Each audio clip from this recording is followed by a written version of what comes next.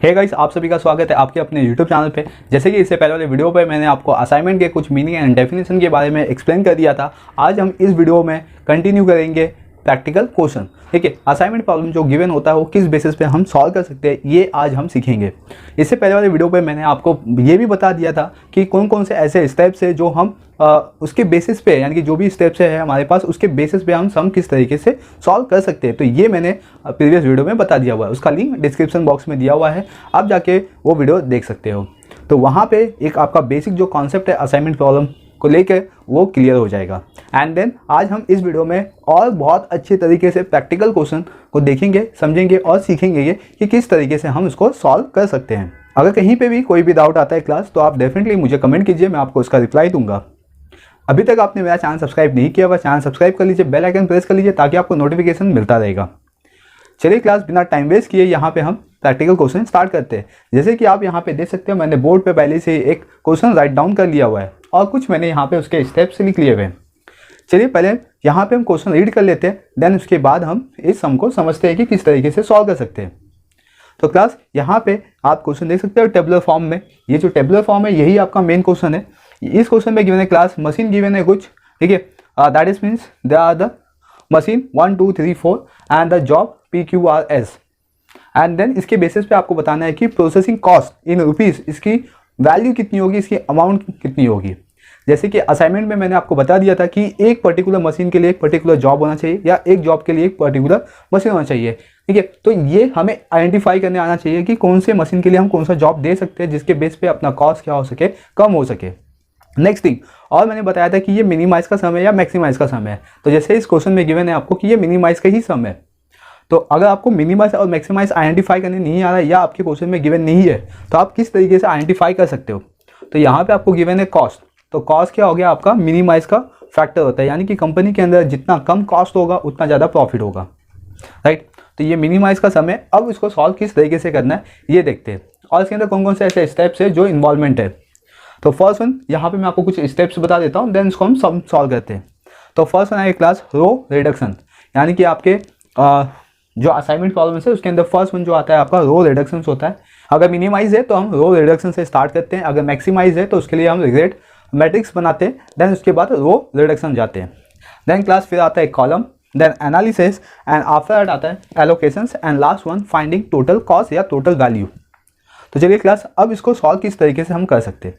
यहाँ पे आपको कुछ एलिमेंट गिवन है, देखिए ये एलिमेंट के बेसिस पे जाना है। आपको मैं फर्स्ट वन बता दूँ, ये जो P है QRS ये रो वाइज है, ठीक है, इसको रो में हमने कन्वर्ट किया हुआ है। और कॉलम में आपका मशीन आ जाएगा 1 2 3 4, राइट। तो ये कॉलम और ये रो।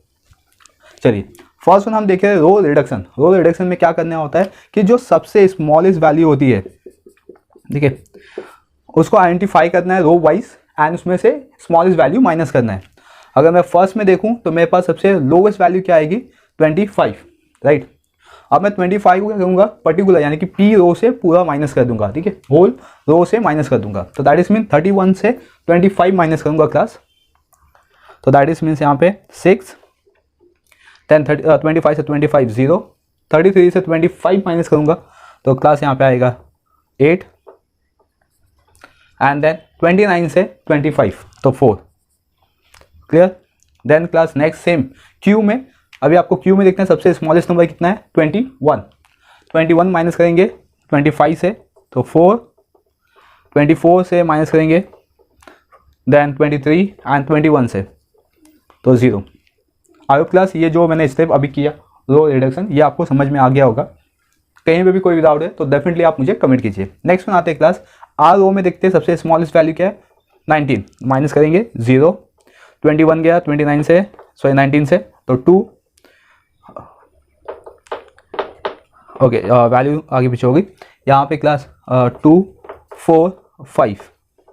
चलिए नेक्स्ट आर में देखते हैं हम सबसे स्मॉलेस्ट 38 36 34 और 40, तो दैट इज मीन 34 सबसे स्मॉलेस्ट वैल्यू है, माइनस करेंगे 4 2 0 6। चलिए तो ये हो गया आपका रो रिडक्शन। अब हम आएंगे कॉलम रिडक्शन में क्लास। अब कॉलम वाइज जाएंगे यानी कि 1 2 3 4 के बेसिस पे। तो सबसे स्मॉलेस्ट वैल्यू क्या है यहाँ पे, 0, ठीक है। तो that is mean same value यहाँ पे आपको कॉपी करनी है, क्योंकि जब आप 0 से माइनस करोगे तो सेम वैल्यू यहाँ पे आएगा। देन सेकेंड में देखेंगे तो सेम 0 क्लास, तो यहाँ पे भी 0 3 2 2, राइट। देन थर्ड मशीन में सेम 0 है क्लास, तो वैल्यू सेम आएगी 8 2 4 0। हियर ऑल्सो सेम 0, तो दैट इज मीन्स 4 0 5 6, क्लियर। तो यहाँ पे आपका कॉलम रिडक्शन भी कंप्लीट हो गया। एंड देन अब आएंगे हम एनालिसिस। एनालिसिस में हम क्या कहते हैं कि हमारे पास जितना रो कॉलम है उतना नंबर ऑफ लाइन भी होना चाहिए, ठीक है। तो ऑब्वियसली ये तो आपका बैलेंस सम था, क्योंकि इसके अंदर आपका 4 रो और 4 कॉलम है, राइट। तो 4 रो एंड 4 कॉलम होता है, तो दैट इज मीन बैलेंस सम। ये बैलेंस सम हमने किया हुआ है, ठीक है। नेक्स्ट वीडियो में डेफिनेटली हम मैक्सिमाइज का सम देखेंगे, लेकिन हम अनबैलेंस सम भी सॉल्व करेंगे। तो ये बैलेंस सम था, मिनिमाइज का, ठीक है। नेक्स्ट वीडियो में मैक्सिमाइज एंड देन उसके नेक्स्ट वीडियो में क्लास हम बैलेंस सम को सॉल्व करेंगे। तो बने रहिए मेरे यूट्यूब चैनल के साथ। अभी तक आपने सब्सक्राइब नहीं किया हुआ है तो सब्सक्राइब कर लीजिए, बेल आइकन प्रेस कर लीजिए ताकि आपको नोटिफिकेशन मिलता रहे। चलिए एनालिसिस किस तरीके से करना है ये मैं बता देता हूँ। एनालिसिस में आपको पहले जितना भी वैल्यू है सेम कॉपी कर लेना है यहाँ पे। दैट इज मीन 6 4 0 4, या 0 3 2 2 एंड 8 2 4 0 4 0 5 6, राइट। तो यहाँ पे मैंने ये कॉपी कर लिया हुआ है। देन क्लास अब मुझे जितना रो है उतना कॉलम होना चाहिए, देखिए। एनालिसिस में क्या आता है, row equals to column equals to number of line, तो ये पूरा इक्वल होना चाहिए।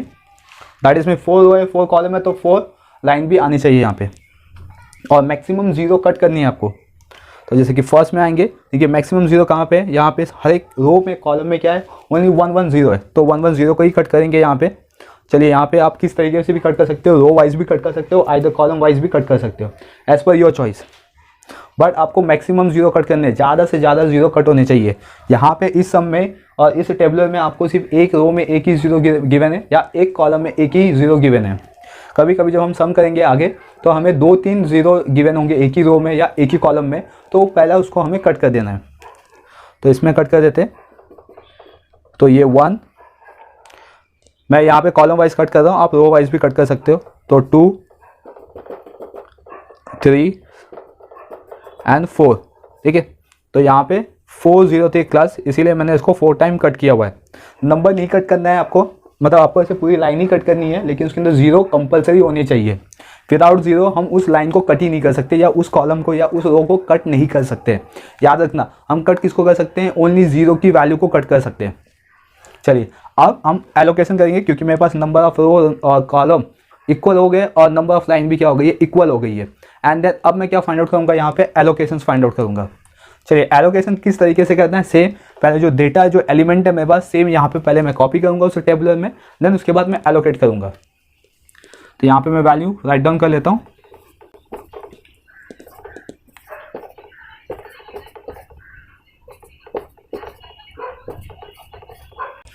ओके, अब मुझे एलोकेट करना है, यानी कि एक जॉब एक मशीन, उसके बियॉन्ड हमें नहीं जाना है। एक जॉब 2 मशीन को नहीं जाना चाहिए, या 2 मशीन एक जॉब को नहीं जाना चाहिए, ओनली एक जॉब एक मशीन। ओके, पी में आपको देखते हैं 0 कहाँ पे, यहाँ पे, तो उसको आपको बॉक्स कर लेना है। क्यू पे सेम, आर पे एंड एस पे। तो यहाँ पे आप देख सकते हो एक पर्टिकुलर रो में और पर्टिकुलर कॉलम में एक एक 0 है, तो एक एक 0 को मैंने एलोकेट कर दिया हुआ है उस मशीन और उस जॉब के अकॉर्डिंग। चलिए अब मुझे फाइंड आउट करना है टोटल कॉस्ट। तो टोटल कॉस्ट के लिए पी क्यू आर एस, ये मेरा जॉब हो गया। मशीन, पी को कौन सा मशीन दिया मैंने, सेकेंड, क्यू को fourth, R first and S third, right class. तो ये हो गया मेरा ईच जॉब ईच मशीन, ठीक है। तो मैंने यहाँ पे एक ऑप्टिमल सॉल्यूशन फाइंड आउट किया हुआ है, जहाँ पे मैंने बता दिया कि जो पी जॉब है उसको मैं सेकेंड मशीन दे सकता हूँ, जिसके बेस पे मेरा जो कॉस्ट होगा वो बहुत ही कम होगा, ठीक है। तो इस पार्ट को हम क्या बोलते हैं, ऑप्टिमल सॉल्यूशन। चलिए अब मुझे इसका कॉस्ट लिखना है। अब मैं जो कॉस्ट है वो कहाँ से देखूंगा, जो मेरे पास मेन क्वेश्चन है क्लास, ठीक है, जो मेरे पास मेन क्वेश्चन है वहाँ से मैं इसकी वैल्यू सब्स्टिट्यूट करूँगा। तो यहाँ पे पी को मैंने सेकेंड मशीन दिया था, राइट। देन क्लास यहाँ पे फिर से देख लेते हैं, क्यू को 4, ठीक है, आर को फर्स्ट एंड एस को थर्ड। तो ये मेरा यहाँ से कॉस्ट मिलेगा। अब मैं इसका कॉस्ट लिख लेता हूँ, प्रोसेसिंग कॉस्ट। तो 25 then 21, then 19 and 34। ओके, तो मैंने यहाँ पे प्रोसेसिंग कॉस्ट लिख दिया। अब मैं क्या करूँगा कि इसका टोटल कर लूँगा क्लास। चलिए इसका टोटल करके देखते हैं, तो हमें मिल जाएगा टोटल कॉस्ट। तो therefore total cost in rupees, okay, इसको प्लस करते हैं 40, 60, 90, 99। ओके क्लास, तो ये मुझे मिल गया 99। तो ये 99 मुझे मिल गया क्लास। तो दैट इज मीन्स मेरा टोटल कॉस्ट कितना आएगा, 99 रुपीज़। और क्लास ये जो पूरा कॉन्सेप्ट था ये आपको समझ गया कि इस तरीके से हम सम सॉल्व करते हैं। आपके लिए जो सबसे मेन जो कंटेंट है वो आपका स्टेप्स इन्वॉल्वमेंट है, और जो स्टेप्स कर रहे हैं उसके अंदर किस तरीके से हम उसको माइनस करना है, ठीक है, कौन सी वैल्यू लेके माइनस करनी है, ये आपको यहाँ पे समझना था। और ये पूरे मेथड को हम क्या बोलते हैं, हंगरियन मेथड, ठीक है, क्योंकि ये टेक्निक्स है जिसके बेस पे हम बताते हैं कि एक ऑप्टिमल सोल्यूशन क्या होगा और किस तरीके से हम कॉस्ट को रिडक्शन कर सकते हैं और प्रॉफिट को मैक्सिमाइज कर सकते हैं, राइट। तो चलिए क्लास, इस वीडियो में बस इतना ही है। अगर आपको कोई भी डाउट आता है तो डेफिनेटली आप मुझे कमेंट कीजिए, मैं आपको उसका रिप्लाई दूंगा। मिलते हैं अब नेक्स्ट वीडियो में नए कॉन्सेप्ट के साथ। ये तो हमने मिनिमाइज़ किया था, अब हम करेंगे मैक्सिमाइज, राइट, यानी कि नेक्स्ट वीडियो में हम सीखेंगे मैक्सिमाइजेशन किस तरीके से सॉल्व कर सकते हैं। चलिए, थैंक यू फॉर वॉचिंग।